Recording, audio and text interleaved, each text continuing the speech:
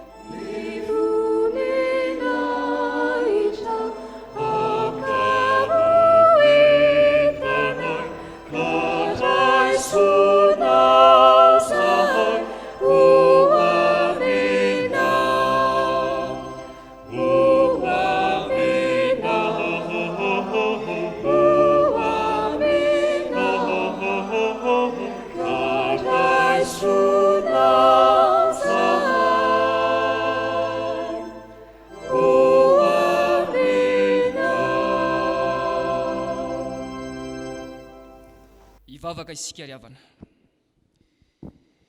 Isaoranay ianao ry Andriamanitra raisy zanaka ary fanahy masino. Eny isaoranay amin'ny fonay manontolo ianao.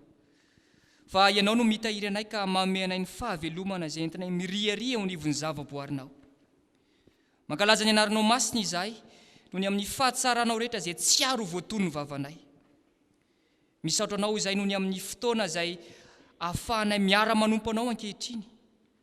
Ko raisoray eo ny fisaorana sy ny fankasitrahana izay atolotray ary ny fiderana izay entinay manandratra sy mame voninahitra ny anaranao amin'izao andro Pentekosta izao. Izay atsiarovanay fa efa naniraka ny fanenao masina ianao noho ny amin'ny famonjena vitanao tao amin'i Jesosy Kristy Tompo. Mba hitari-dalana anay, hanolo-tsaina anay ary hampahery anay. Hatreo sy hamasino ary izao fotoana izay iarainay mananteraka izao Tompo. Mba hitondra fanavaozana sy herim-pinoana vaovao indray, ahafahanay mandroso hatrany amin'ny fanomponanao Andriamanitray. Amin'ny anaran'i Jesosy Kristy Tompo. Amen. Aritra mitsangana ny fiangonana ry havako, anao ny hira faefatra ao amin'ny firana fanampiny, andininy voalohany sy ny faharoa, ho fangatantsika ny fanahy masina. Ry fanahy eo midina.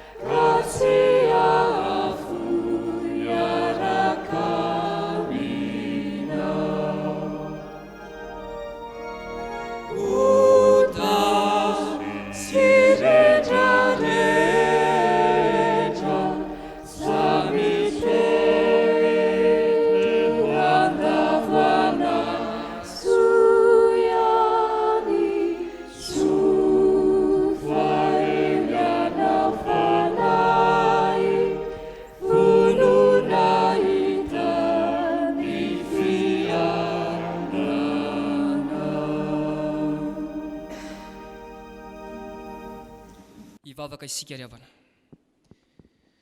Tompo Andriamanitray, ho sambatra izahay, tena sambatra izahay satria mbola miteny aminay ianao.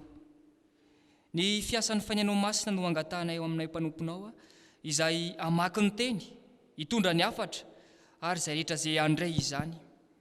Mba ho lavorary Tompo ny fampitana ny hafatrao, ary hipaka ny anatin'ny fonay sy ny fanahinay. Aoka ny teninao ilay fanaso fiainana Tompo, hanavao anay olom-baovao, homendrika indray ny fiantsonao amin'izao andro lehibe izao. Amin'ny anaran'i Jesosy Kristy. Amen. Afaka mipetraka ny fiangonana ry havana. Iaraka amaky sy hain'ny soratra masina isika. Izay hitantsika ao amin'ny fanekena taloha. Isaia 4:7, andininy voalohany ka hatramin'ny 5.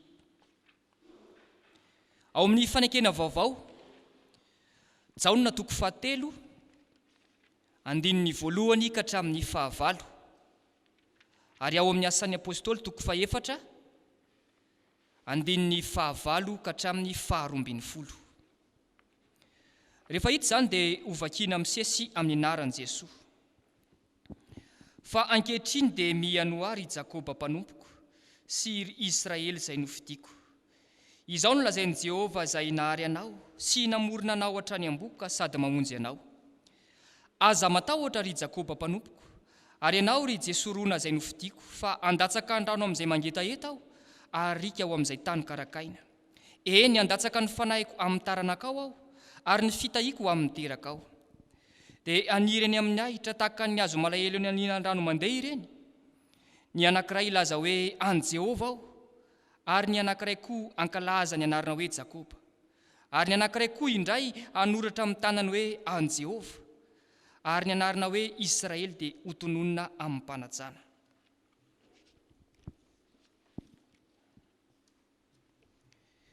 Ary nisy fariseo anankiray atao hoe Nikodemosy, mpanapaka tamin'ny Jiosy.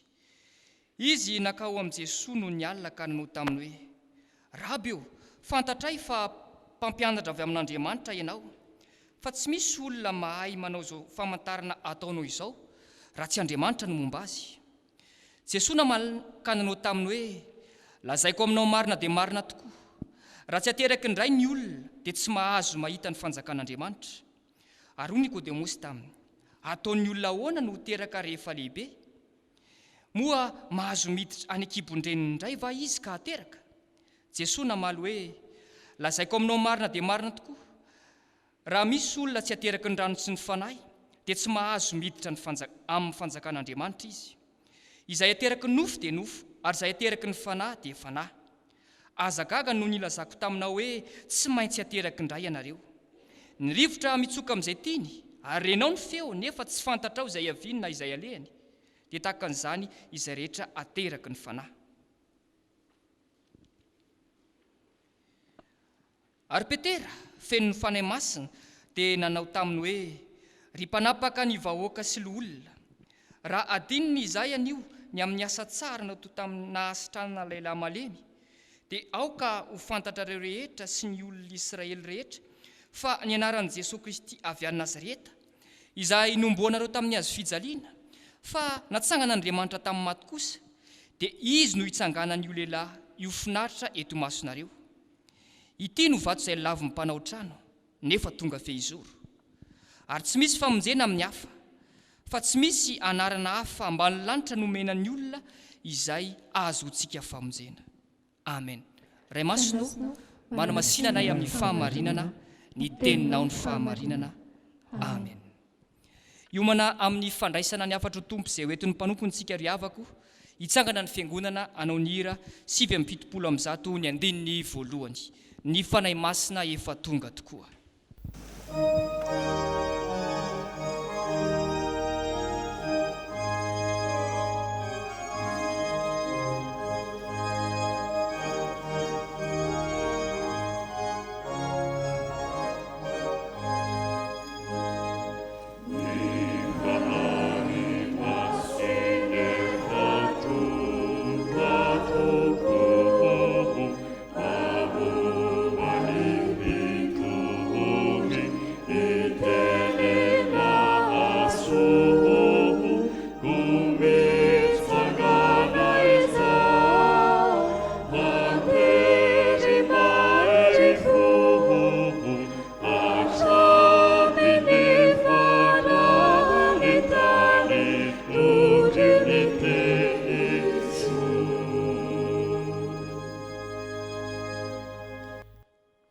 Mipetraka amin'ny fiangonana.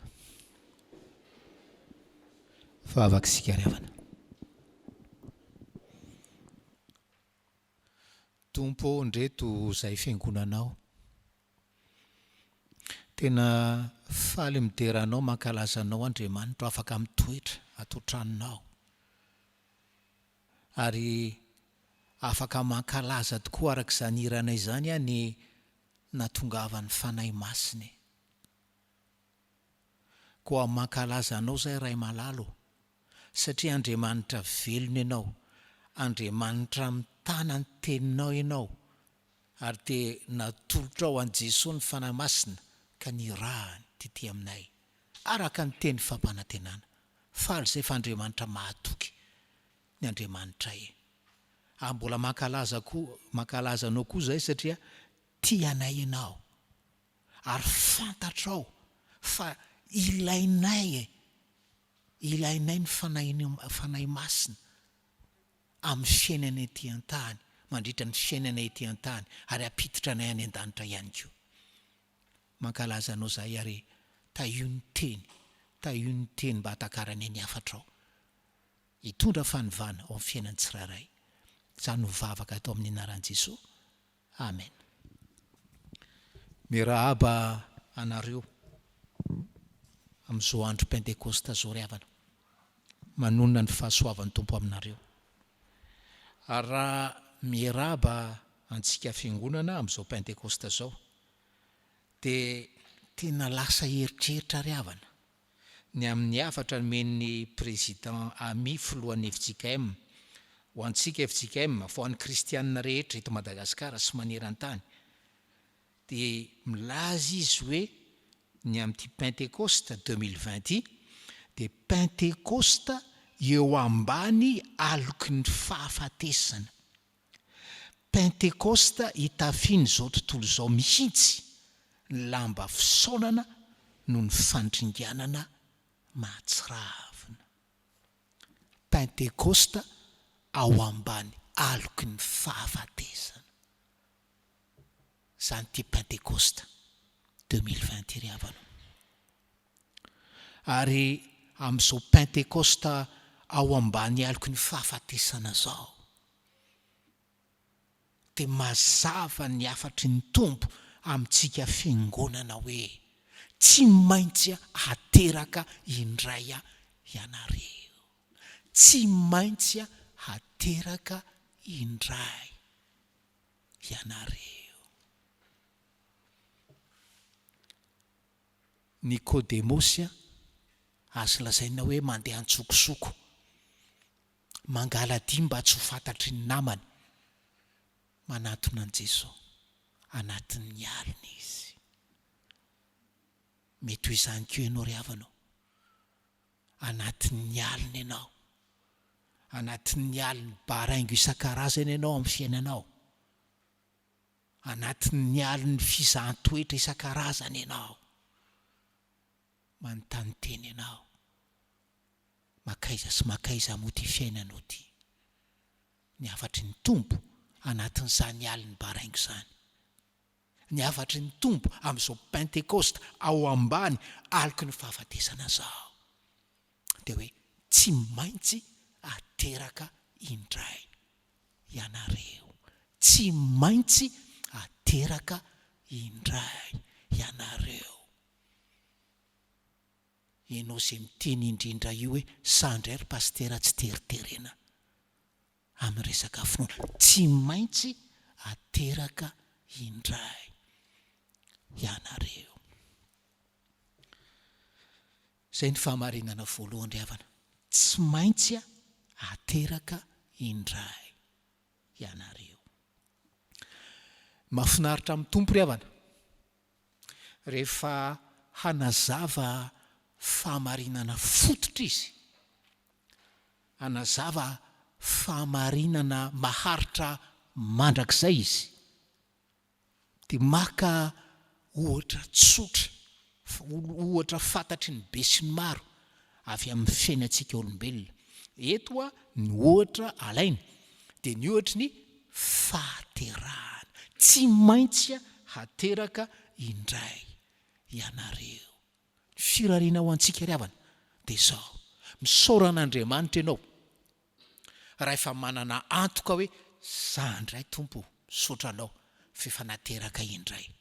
Ary raha eto am-pianona ny afatra ianao dia hoe misaoran'ny Tompo ianao hoe azoko fa tsy maintsy hateraka indray aho. Zao manko ry havana, raha misy olona zao miresaka amiko dia mety ho gaga ihany raha ataony hoe solofo pastera solofo efa teraka ve ianao? Tsaka adala ve ty raha namany ty? Dia ataoko ianao raha mahafantatra ny anniversaire koko. Azoko antoka fa mazava be amiko izy, mazava aminy. Fa raha io olo ihany manontany amiko hoe solofo pastera solofo efa nateraka indray ve ianao? Mety salasala ve mivaly teniko na mivaly teninao hoe ye normalement antenaiko possible tsy ariavanao. Miala eto isika an'io, tsy maintsy afaka samy miteny hoe za androany Pentekosta 2020 nateraka indray satria maninona ozy izy Jesosy hoe raha tsy ateraka indray ianareo dia tsy mahazo miditra amin'ny fanjakan'Andriamanitra. Raha tsy ateraka raha tsy ateraka indray ianareo dia tsy mahazo mahita ny fanjakan'Andriamanitra. Zay mahafahamarinana volamena amin'izao andro Pentekosta zao, anty Jaona toko 7 ty ry havanao. Dia manazava izy satria mety tonga ao-tsaintsika hoe dia ahoana tokoa moa zany hoe ateraka indray zany. Dia fa alohavan'i Jesosy ialohavan'i Jesosy le fanontaniana toy izy amin'ny 15 hoe Jesosy namaly hoe lazaiko aminao marina dia marina tokoa raha misy olona tsy ateraky ny rano sy ny fanahy. Ny olona ateraka indray zany dia olona atenen'i Jesosy hoe ateraky ny rano sy ny fanahy masina. Inona moa ny rano? Hitanareo zany fa misy singa anankiroa eo, rano sy ny fanahy. Io ohatran'le fahateran'ny olombelona. Eo le lehilahy mametraka tsirinaina ao akibony vadiny dia bevoka ny vadiny. Dia eto koa tsy maintsy ateraky ny rano sy ny fanahy. Ao amin'ny Baiboly Ray Manontolo ry havana dia hoe saika ilazana ny tenin'Andriamanitra ny hoe rano, sary ny tenin'Andriamanitra ny hoe rano. Ary Petera voalohany zao toko voalohany 1:17 dia manazava tsara hoe fa efa teraka indray ianareo tsy amin'ny vo mety oloa fa tamin'ny tsy mety oloa dia ny tenin'Andriamanitra. Zay zany le hoe tenin'Andriamanitra ampiasain'Andriamanitra hiteraka atsika indray. Fa tsy ampy zay. Ozy izy Jesosy tsy maintsy ateraky ny rano sy ny fanahy. Ny rano sy ny fanahy masina. Ianao izay mbola mety tsy nateraka indray io ry havana zany, tsy dia hoe maty antoko ianao. Raha ohatra ka hoe hatramin'izay ianao mba navatra namaky Baiboly ihany, namaky mana isan'andro, namaky mofinaina, tsy very maina zany. Fa amin'izao andro Pentekosta zao ampatsiahivan'ny Tompo anao hoe le tenin'Andriamanitra efa napetrany eo aminao dia hoe tongava ny fanahy masina. Dia ny fanahy masina no mamoto an'iny teny iny dia miteraka anao indray. Tsy maintsy ateraka ohatr'izany sika ry havanao. Tsy maintsy ateraky ny rano sy ny fanahy. Fa hoy Jesosy hoe rehefa tsy ateraky ny rano sy ny fanahy sika dia ateraky ny nofo. Ary raha ateraky ny nofo isika dia nofo. Ary raha nofo isika teraka tamin'ny nofo dia malaky mivily manao ny ratsy. Rehefa tsy ateraky ny fanahy sika dia mba manompo fa tsy havita manday ianao fa malaky reraka ianao. Izay ny tenenan'ny Tompo amintsika hoe tsy maintsy ateraka indray, tsy maintsy ateraky ny rano sy ny fanahy. Mety misy ve amintsika eto na mihaino amin'ny fahitalavitra manao hoe ka zange tsy fantatro pastery, za tsy fantatro pastery dia normal izy raha miteny an'izany. Tsy za no miteny an'izany fa Jesosy ry havana. Satria rehefa mijery an'i Nikôdemosy dia manohatra ny teniny amin'ny Nikôdemosy izy. Nikôdemosy dia lazaina hoe fariseo. Zany fariseo zany dia tena hoe spesialisty ny Baiboly, spesialisty ny tenin'Andriamanitra zany, testamenta taloha zany. Zany ry havanao. Dia mety anao ianao hoe za io indray raha Baiboly za rehefa hoe za raha tena hoe za mahazo voalohany foana amin'ireny hoe question pour un chrétien reny.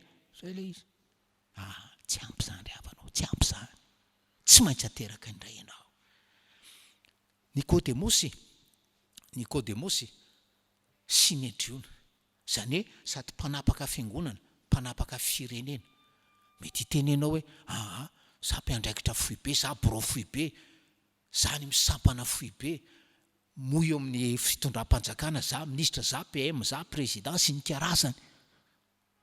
tsy maintsy ateraka indray ianao tsy maintsy ateraka indray ianao. Tenenina izy hoe mpampianatra ny Israely.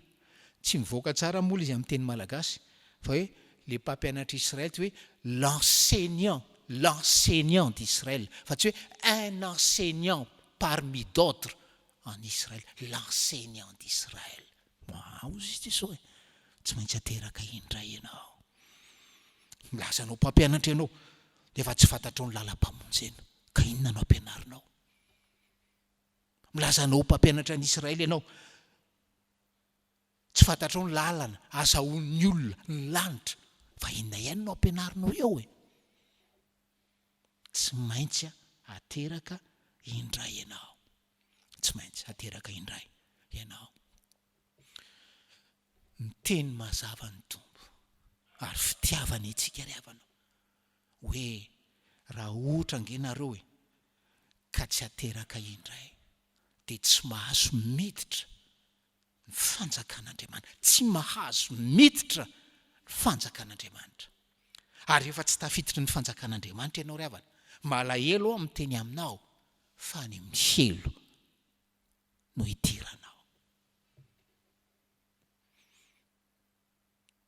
Angatony Tompo hoe amin'izao andro Pentekosta zao hiteraka anao indray amin'ny rano sy ny fanamasina, ary eo ka hovavaka mba ataonao indray mandeha amin'ny fo sy amin'ny finoana tanteraka. Zao vavaka izao hoe Jesosy mino aho fa maty nisy oloheloka teo amin'ny hazo fijaliana ianao, mifona aminao aho noho ny fahotako rehetra, mifona aminao aho noho ny heloko rehetra. Anao an'izany vavaka izany amin'ny finoana ianao, ianao ihany ry havanao dia hisy tselatry ny fanahy hiditra ao anatin'ny fonao ary hanasitrana ny fanahinao, ka ianao ihany dia ho teraka indray ianao.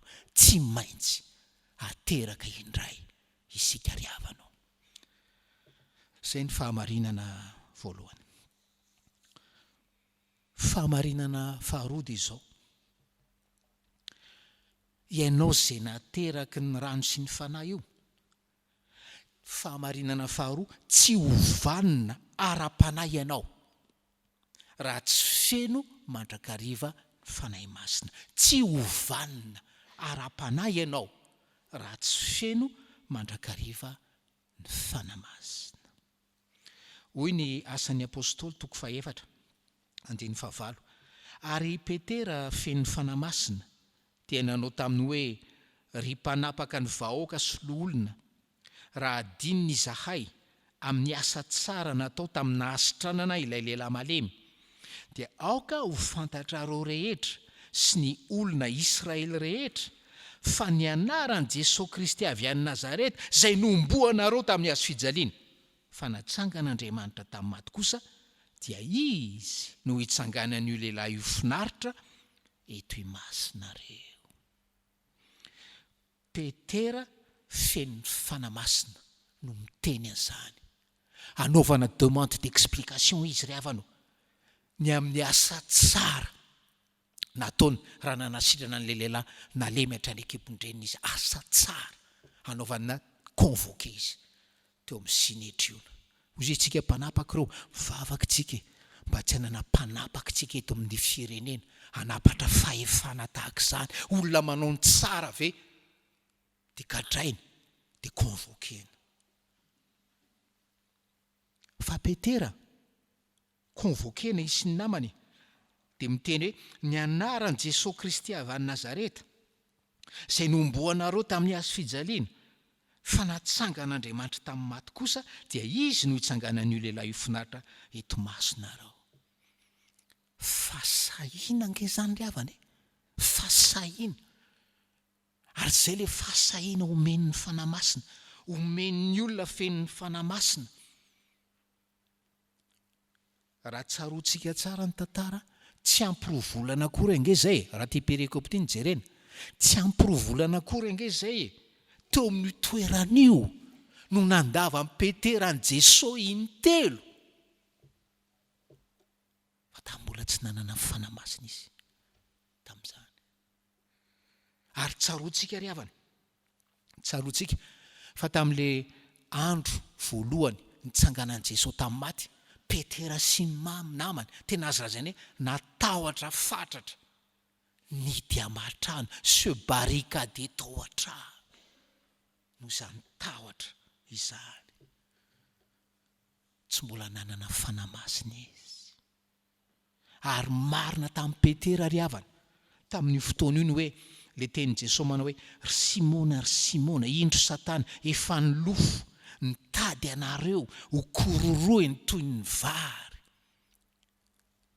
Tena hoe nitady amin'ny Petera ho kororohena toy ny vary Satana tamin'izy nandany Jesosy intelo io ry havana. Fefa niova tanteraka Petera ankehitriny. Ary izay fanovana atao amin'ny Petera izay, ny tiany ataony fanamasina atao amiko, sao amin'ny ao. Niova izy, fa maninona izy niova? Efa nateraka indray Petera. Ahoana moa no ilazana zany? Reo mpianatra Petera sy ny namany reo, tena marina mihitsy fa nandritra ny 3 taona efa nolona tao anatin'ny tenin'Andriamanitra sy ny fampianarana an' Jesosy. Efa nolona tamin'ny fankatoavana ny tenin'Andriamanitra. Fa tahaka ny rehetra dia marina amin'ilay tenin' Jesosy hoe raha tsy ateraka indray ianareo, raha tsy ateraka ny rano sy ny fanahy ianareo, dia tsy hiditra any an-danitra. Dia teo amin'ny Pentekosta teo izy, tahaka ny rehetrarehetra nandray ny fanamasina, dia nateraka indray. Fa ny ohatra miendry Petera, tsy nateraka indray fotsiny izy, fa feno fanamasina.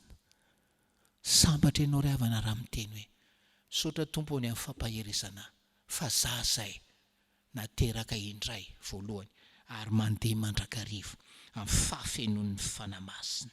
Satria zavatra ray ry havana ny hoe irahan'Andriamanitra amin'ny fanamasina dia tonga izy dia mitoetra atao amiko, ary hafa zany hoe fenon'ny fanamasina isan'andro zany ianao. Zao mantsy, rehefa tsy mandeha amin'ny fahafenon'ny fanamasina isika ry havana, rehefa tsy mandeha amin'ny fahafenon'ny fanamasina, tsy ho vitantsika ny fiainantsika ara-panahy. Tsy ho vitanao zany, tsy ho vitanao zany. Hitanao, rehefa hoe manomboka fiainam-panahy ianao, manaraka an' Jesosy anao, dia toy ny miakatra ho azy eo amina ring de boxe. Ring de boxe. Na fantatrao zany, na tsy fantatrao. Ary eo amin'ny olona manao boxe aminao tsy iza fa Satana. Maro ny olona tsy mahafantatra an'izany ry havana. Atao batisy ianao, raisina mpandray ianao, tokanana dekona, tokanana mpiandry sy ny karazany. Manomboka an'ilay fiainana kristianina ianao, mandalina an'ilay fiainana kristianina ianao, dia ampidirin'Andriamanitra eo amin'izany ring de boxe zany. Tinona no ataonao? Niova ho kristianina ianao. Manomboka manokana ny alahady maraina anao aty am-piangonana ianao. Manomboka mandany fotoana amin'ny vavaka ianao. Manomboka miresaka ny Kristy amin'ny hafa ianao. Manomboka mandefa soratra masina Facebook amin'ny hafa ianao, etsetra. Fa zao mitady moment, mitady fotoana hikororoana anao Satana ry havana. Ary faly izy satria maro ny kristiana miabandona. Tsy mahavita mandany efa ny voafidy. Tsy mahavita fanompona efa leo an'io paster io tsy mety amiko ny brown sampana misy ry havana. Zay leo ambony ring de boxe ianao ary kororoan'ny Satana ianao. Raha tianao fantatra zany.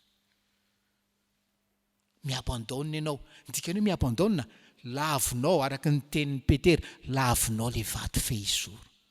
Le vato fehizoro tokony hoe fehizoro ny fiainanao, tokony hoe fehizoro ny tokantranonao sy ny ankonanao, lavinao iny. Fa maninona ny lavinao? Lavinao satria tsy mety aminao mibika an'le vato fehizoro. tsy mety aminao ny dimension le vato fehizoro, tsy mety aminao ny alava le vato fehizoro, na vato fehizoro be exigence, be condition. Lavinao le vato fehizoro, ry havanao, zay mazava-dehibe. Ianao mikiomy lava io, ianao manohitra lava io, rehefa mba manokatra vava ianao fanoherana, ry havanao, tena marika hita maso zany, tsy feno fanamasina ianao, nizaniza eo anlohanao eo. Fa le vavaka ianarantsika manomboka ny ry havana dia hoe aoka ny fanahinao ray malalo, aoka ny fanahinao masina, zay nataonao ao anatinay, hitoetra ao aminay, aoka ny fanahinao masina, hamenao anay mandrakariva isan'andro. Famarinana fahatelo farany dia zao, Jesosy ry havana, satria hoe tany am-boalohany moa zany tsika ny resaka hoe fidirana any fanjakan'ny lanitra, zay ny amin'le ho avy mandrakizay tsy maintsy ateraka indray. Le fahafenon'ny fanamasina somary niompana tamin'ny fiainantsika ety an-tany.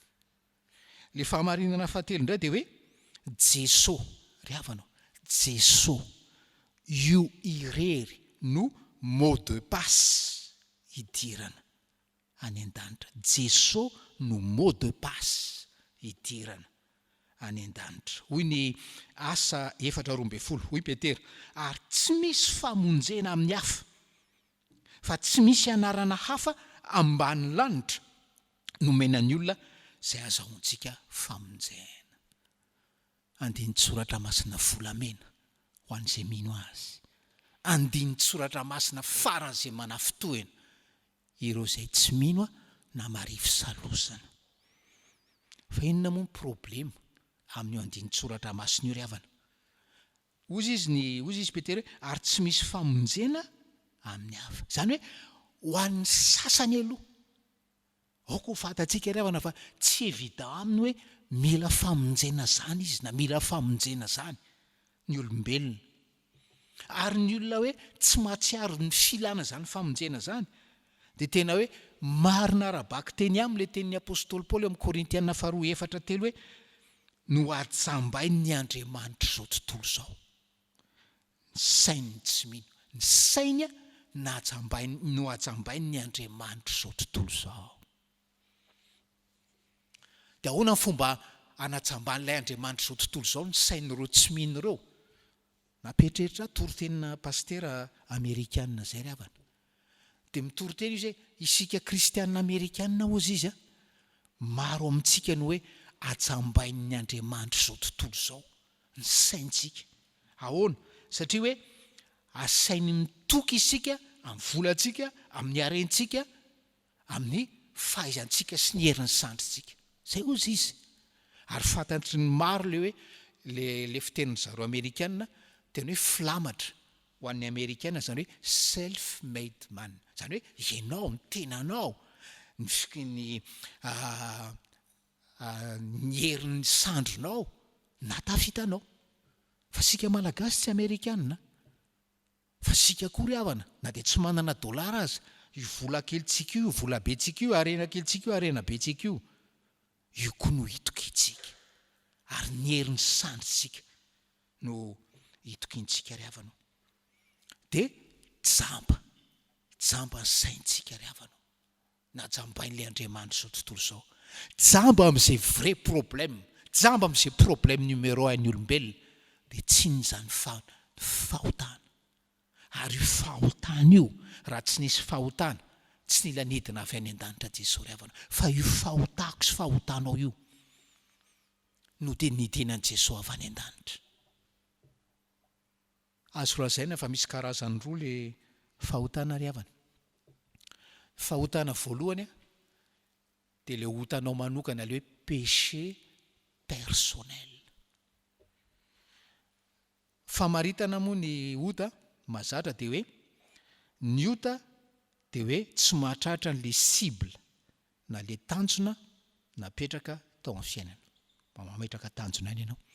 Tsika rehetra ry havana samy mpanota, tsisy nahatratra n'izany cible zany tsika. satria raha ny fironin'Andriamanitra zasy ianao ny tanjona sy ny sibla napetrany dia hoe miankalaza ny voninahiny fa isika menakavy mety amintsika dia ny mankalaza ny voninahitry ny tenantsika sy ny manandratra tena foana mila fona amin'izany sika revana zay le otany tsirairay fa eo indray le hoe andeha hoe le otany firenena malagasy na le otany zao tontolo zao amin'izao fotoana zao tena mahatsiravina ary mahavaky fo ohatra zany hoe fianaky ny homosexualité fianaky ny LGBT ary isan'andro isan-kerinandro any anaty gazety dia akalazaina ahindrahindra le olona manao coming out manao hoe ianona homosexuel ianona LGBT voafidy mera-tarehananina zay le otany firenena zay le otany zao tontolo zao ry havana ilana famonjena ary atsika malagasy ty le fanompon-tsampy netindrazany ity kaky ianao mahita mijery vaovao tatoato hay tena mbola maro mandala an'izany hoe fomban-drazana manaja an'izany hoe sampin-drazana manaja an'izany hoe fatin-drazana reo fomban-drazana reo nge azo lazaina hoe fa tamin'ny fotoana nanomezana azy na nazahoana azy nanana ny lôzikany faraky le fitenena reo fomban-drazana hoe enao zay mandala fomban-drazana reo nomena antsika malagasy tamin'ny andro ny tsy fahalalana fa amin'izao andro ny fahalalana rehefa tonga Jesosy fahazavana ary fahazavanaina asa maty reo ary fahavetavetana eo natren'Andriamanitra ry havana ary mila vonjena amin'izany sika fa niota problème numéro 1 ko ary niota problème numéro 1 ny firenena sy izao tontolo zao ka rehefa miresaka ota ianao midika zany mila mpamonjy mila famonjena ary saina zay ny petera mazava tsy misy anarana hafa nomenantsika ety ambany lanitra azahoana famonjena mety manitikitika ny sainao ihany ry havana no hoe dia ahoana zany ny religion hafa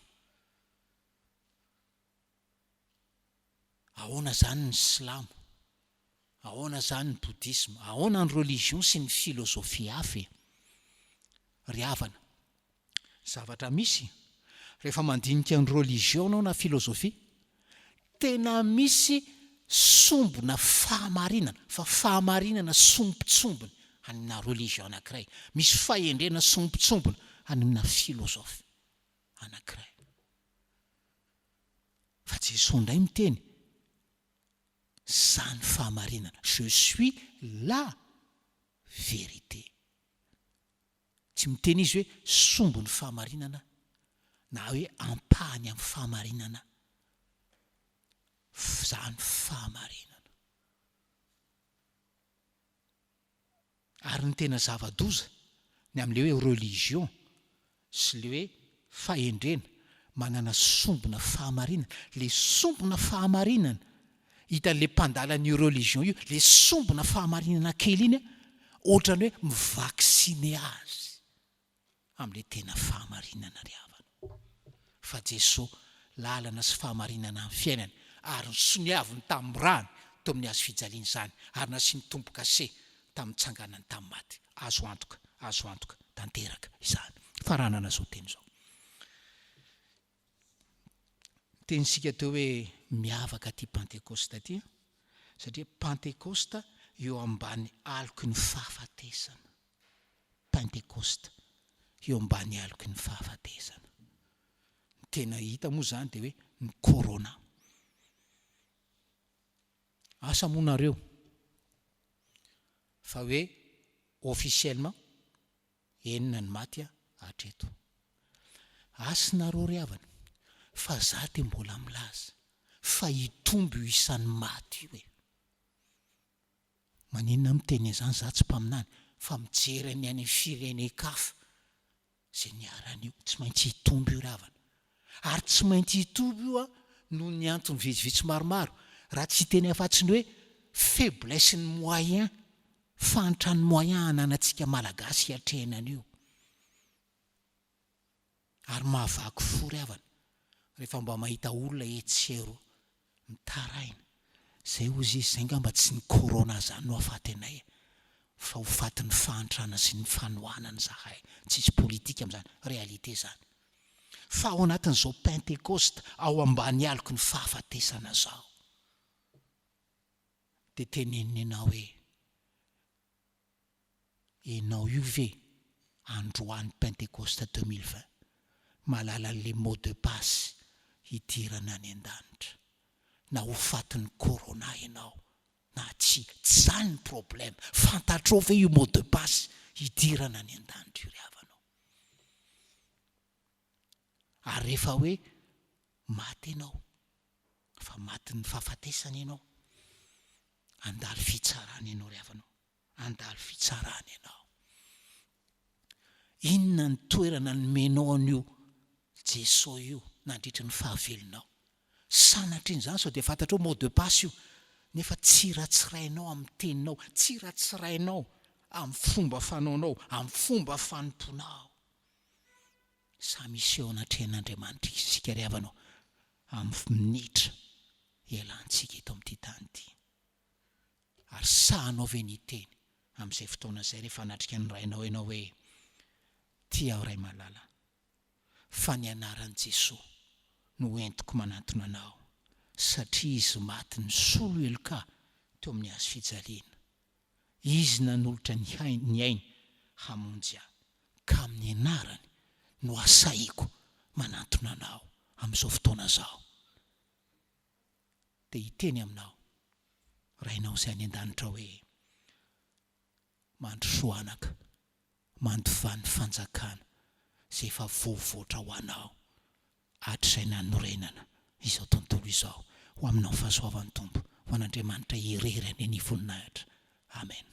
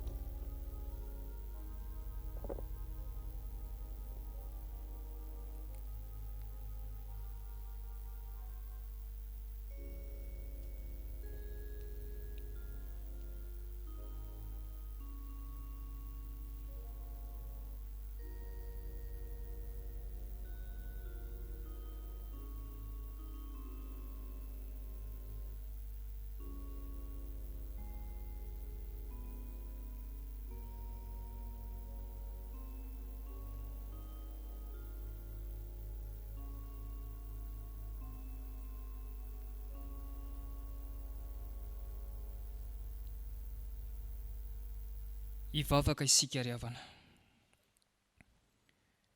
Tompo Andriamanitra io,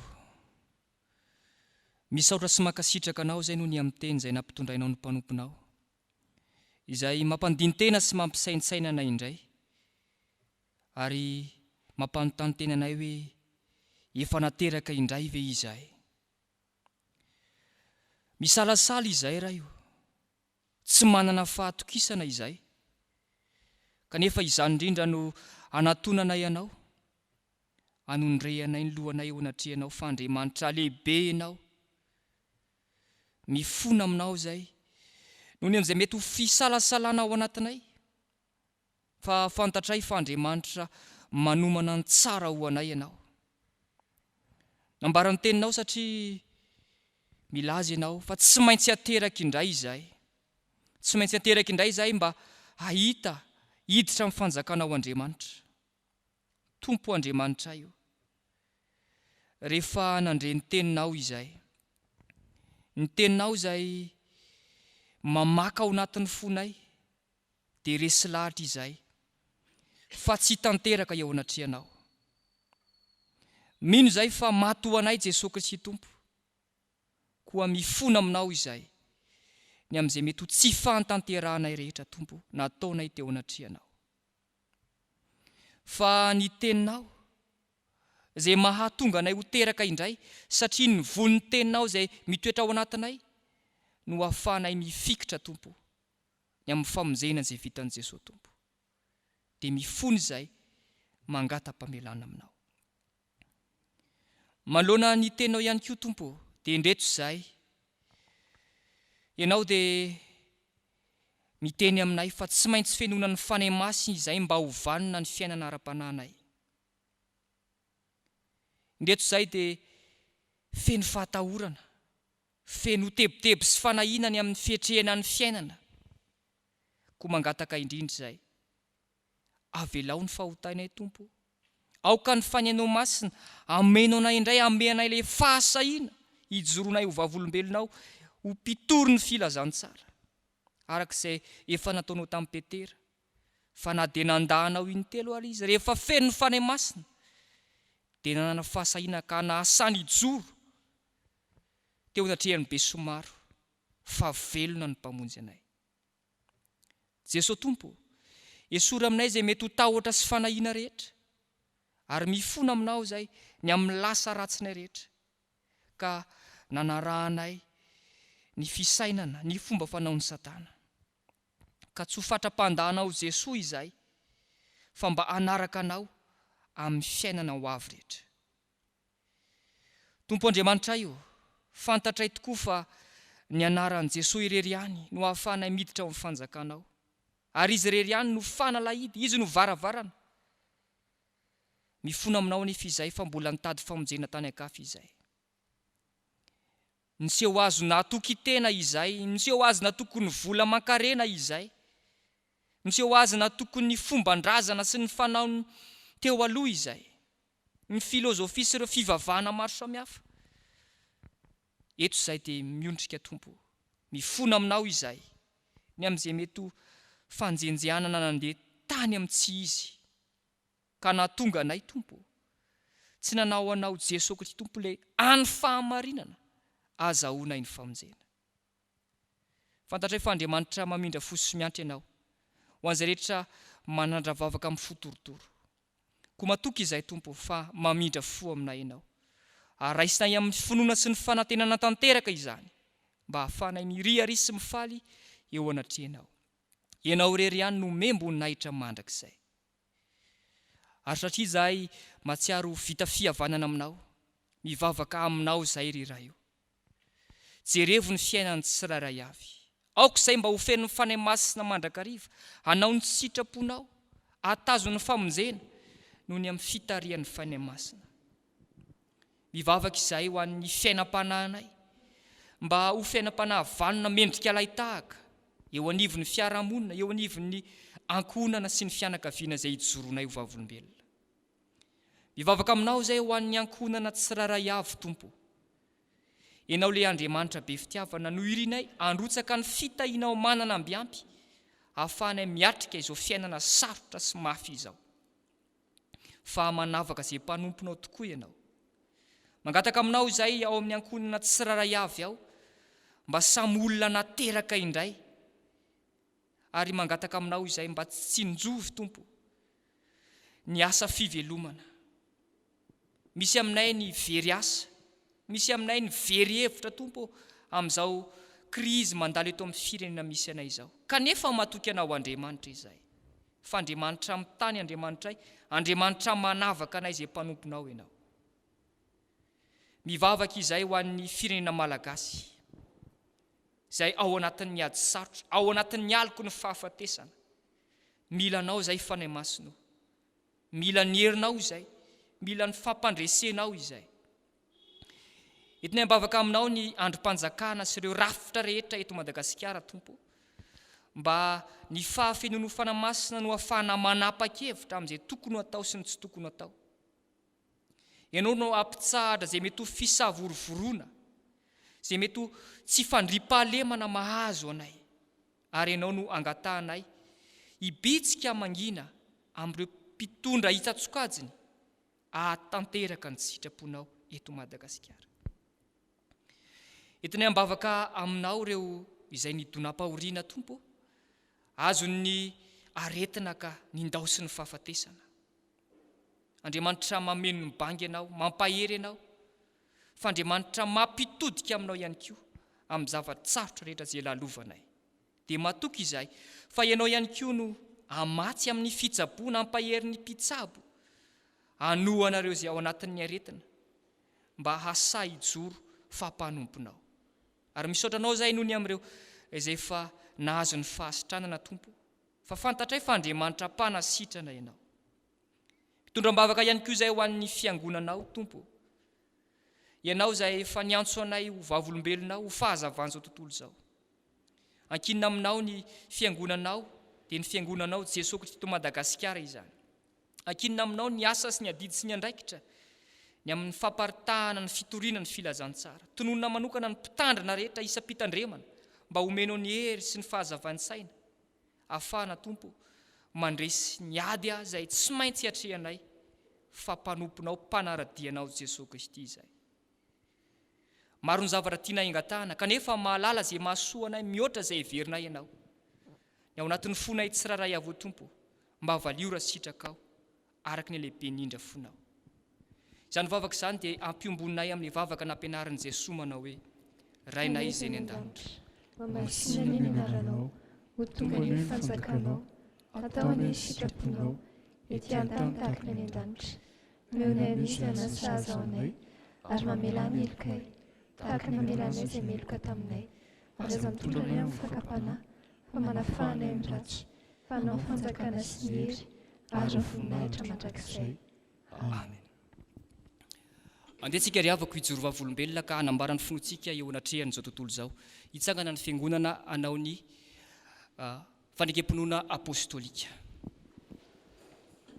Izay iraisantsika amin'ny fiangonana manerana izao tontolo izao manao hoe mino an'Andriamanitra Kristy mpanolotra sy ny tany aho, ary mino an'i Jesosy Kristy zanalay tokana tompontsika, izay nitorotorony tamin'ny fany masina, nateraka Maria Virjiny, nijarona nombona tamin'ny hazo fijaliana, maty ka nalevina, nidina tany amin'ny fiainantsika, nitsangana tamin'ny andro fahatelo, niakatra ho any an-danitra, mipetraka avy an'Andriamanitra Kristy, avy any haviany tsara ny velona sy ny maty. Mino ny fanahy masina aho, fiangonana masina maneran'izao tontolo izao, fiangonan'ny olona masina, ny famelan-keloka, fitsanganany tena maty, ary ny fiainana mandrakizay. Amen. Afaka mipetraka ny fiangonana. Tonga eo amin'ny fotoana anatanterahana ny rakitsika ry havana. Ao anatin'izany dia ny hira 720 fanavaozan'izay mahagaga tokoa no ataontsika. Ary toizana amin'ny hira 530 iza noanoa ny tompo lehibe. Hitarika antsika amin'izany ny diakona mpiara-miasa.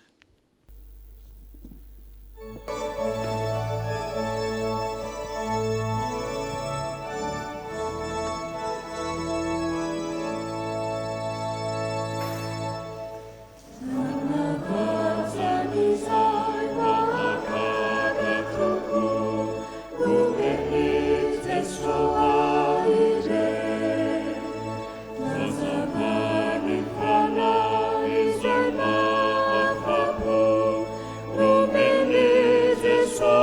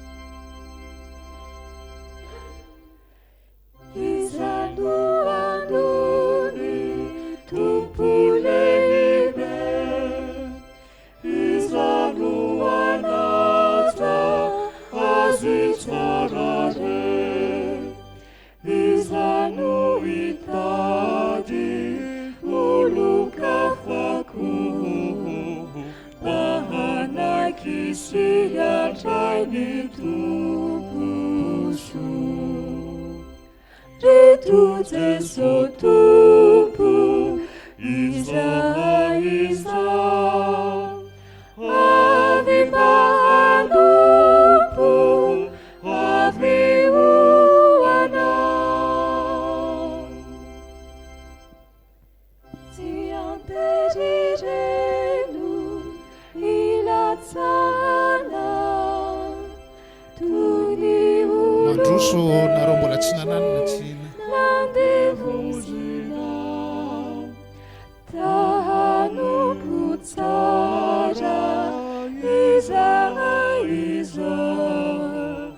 tahameliko izay toerina iny Jesosy tompo tahanao toko izahay mpanompo zay nasiantso.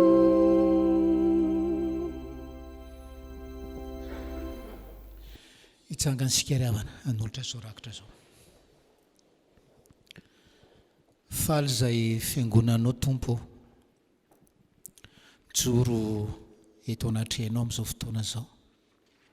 Faly zay satria ilay tompo inonay sady tomponay dia ny tompo velona mandrakizay ary mipetraka ankehitriny ambony seza fiandrianam-pahasoavana ary ihany no iandrasany anay komiteranao zay mankalaza anao dia misaotra ny amin'ny teny aoka tokoa zay ho fen'ny fanahinao masina mandrakariva.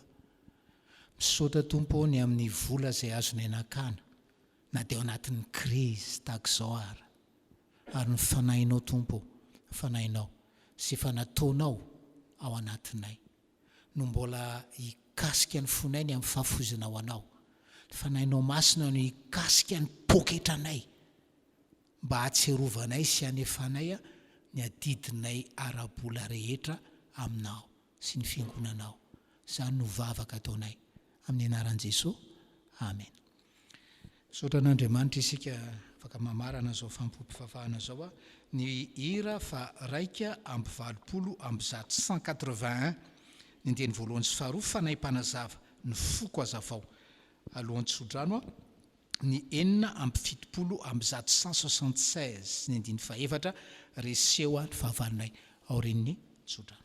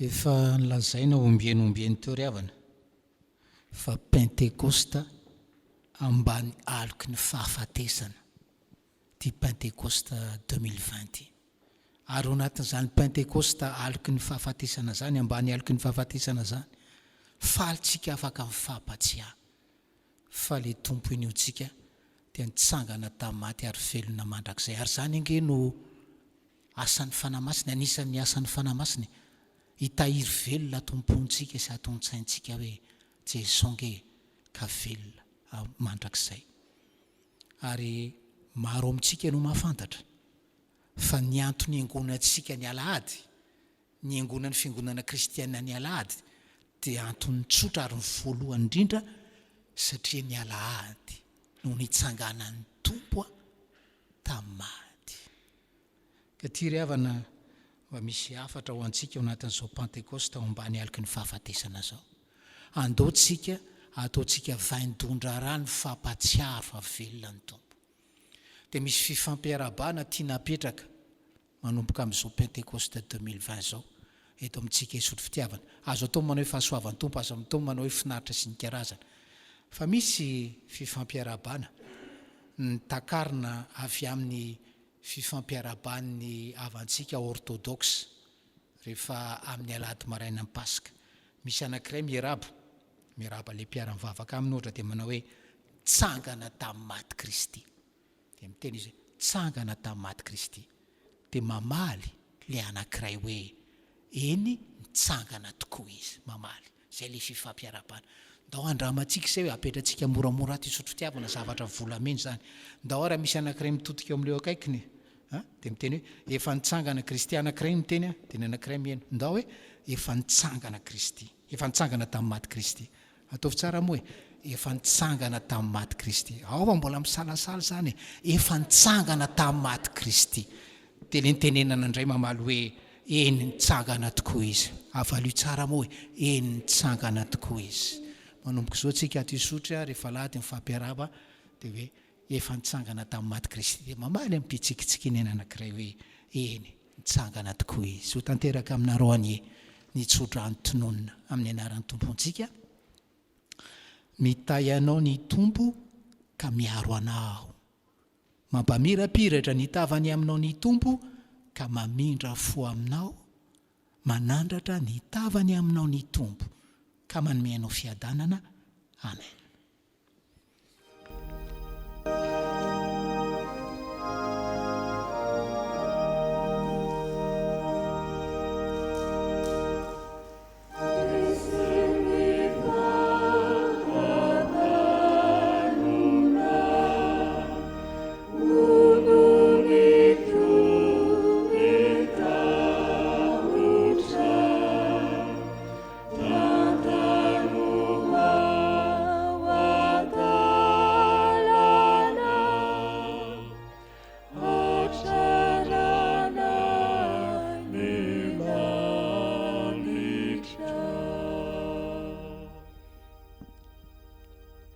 Mipetraka ny fiangonana fa afaka mangina isika ry havana hitalao tsara Andriamanitra hoe Andriamanitra ako ateraka ao ny rano sy ny fanahy ary aoka ho fenonao mandrakariva ny fanahinao masiny.